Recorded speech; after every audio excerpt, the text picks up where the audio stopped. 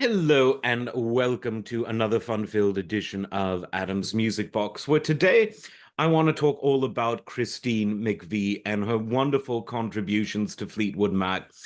A lot of people tend to see Fleetwood Mac as a band divided between two eras.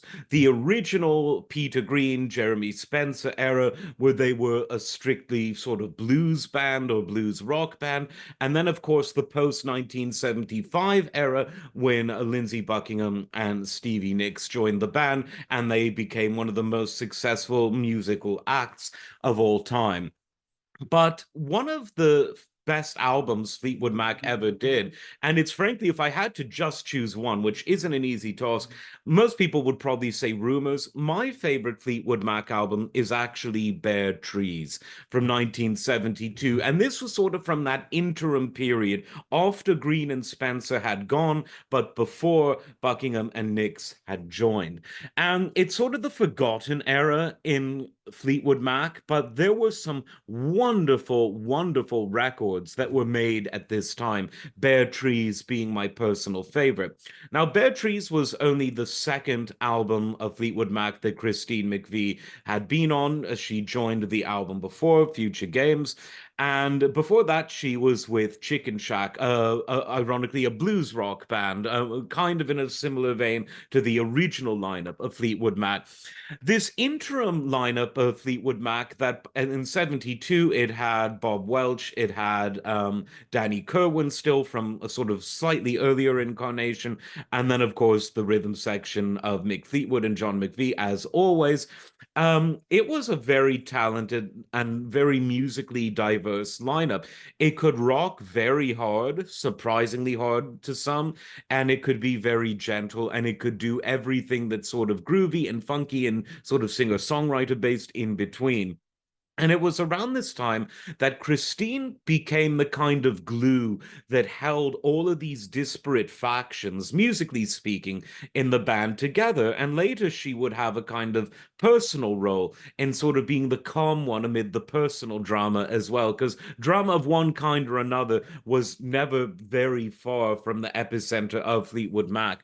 But musically speaking, she really was the glue that held it together because her songs that she wrote by herself, and there were always several of them on the albums, on all of the albums she was on, but particularly paying attention to this interim period, they were always songs that made you sit up and go, ah, this band is about more than grooving and playing and jamming. This band is really, first and foremost, a songwriter's band.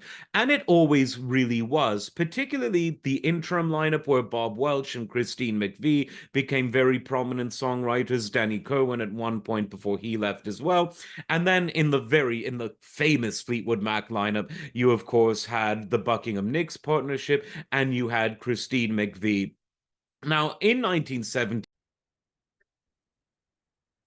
sorry, I'm back. There was a technical error, but let's continue where we left off. So I think where I left off, we were talking about 1975 and the birth of the golden era of Fleetwood Mac. And even though that era was, of course, denoted by the arrival of Buckingham and Nicks, Christine McVie has so many songwriting credits on the self-titled 1975 album. My absolute favorite on that album is Over My Head. That's a song that she wrote by herself, although she would collaborate on some of the other tracks on that album with others. But there's just something so poetic about the chord changes in that album and how she relates them to the lyrics.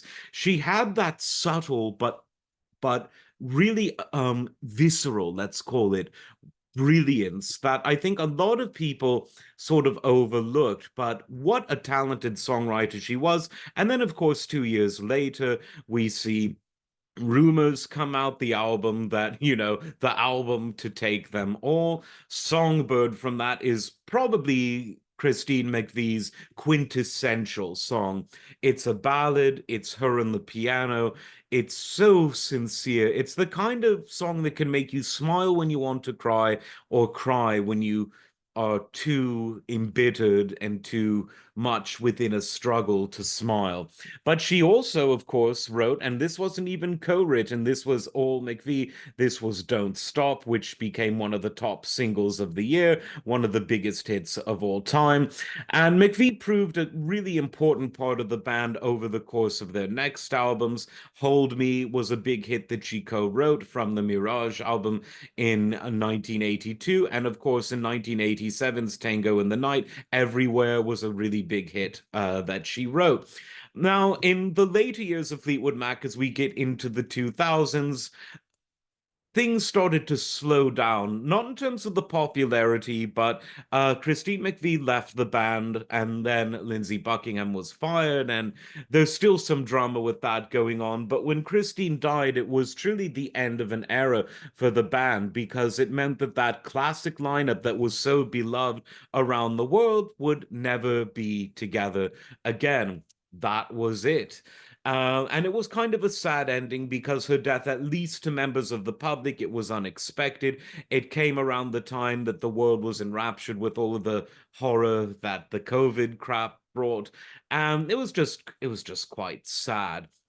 But there was, of course, the very famous 1997 reunion of that quintessential lineup. It was recorded and filmed. They called it The Dance. And that was when the band were arguably still not necessarily at their 70s or 80s peak, but damn near close. Some would say even better. They were mostly sober by then. I think it was a really good performance. And that, in many ways, was Christine's swan song with the band. So let's all give three cheers to Christine McVie. Such an integral part of the band, both before and during the period of their extreme success. And she was, in so many ways, the glue that not only held all of the lineups together, but she was an important form of songwriting consistency between an age where the band completely changed, apart from the rhythm section and apart from Christine. Like, subscribe. We will see you next time. Take care.